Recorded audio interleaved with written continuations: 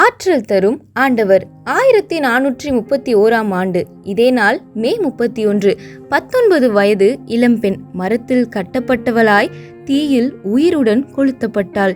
கொடுங்கோலர்கள் வேடிக்கை பார்க்க அத்தீயின் நடுவே அவள் உதடுகள் இயேசுவே இயேசுவே என்று முணுமுணுக்க உடல் எரிந்தது, உயிர் பிரிந்தது. 16 வயதில் ஆண்டவரிடமிருந்து இறைச்செய்தியை பெற ஆரம்பித்தாள் ஜோன் ஆஃப் ஆர்க்.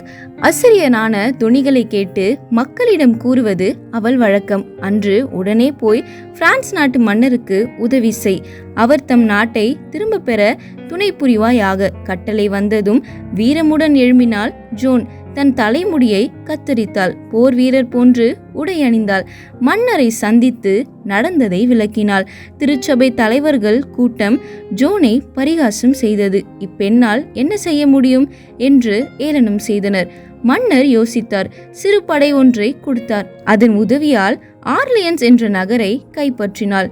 4 வெற்றிகளை குவித்தாள் ஜோன். மதவாதிகள் ஜோனை சந்தேகித்தனர். கடவுள் தங்களிடம் பேசாது சிறு பெண்ணிடம் பேசியதை அவர்களால் தாங்கிக் கொள்ள முடியவில்லை. அவள் புரட்டுக்காரி என்று தீர்ப்பிட்டனர். திருச்சபைக்கு புறம்பாக்கப்பட்டாள்.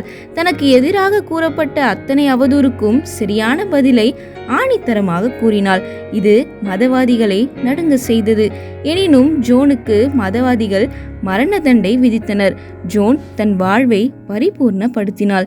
கடவுள் தனக்கு இட்ட பணியை நிறைவேற்றி முடித்தாள். புனிதர் என்று பட்டமும் பெற்றாள். அன்பரே, கடவுள் உங்களுக்கு கொடுக்கும் பணியை அடையாளம் கண்டு கொண்டீர்களா? வாழ்விலிருந்து வாழ்வுக்கு. எனக்காக கிறிஸ்து மரித்திருப்பாரானால் அவருக்காக நான் செய்யும் தியாகம் எதுவுமே பெரியதல்ல. குயவனின் கரங்களில். ஆண்டவரே, உம் பணியின் நிமித்தம் வரும் இடர்பாடுகளை தகர்த்தெறிந்து உம் பணியை என்றும் செய்வேன்.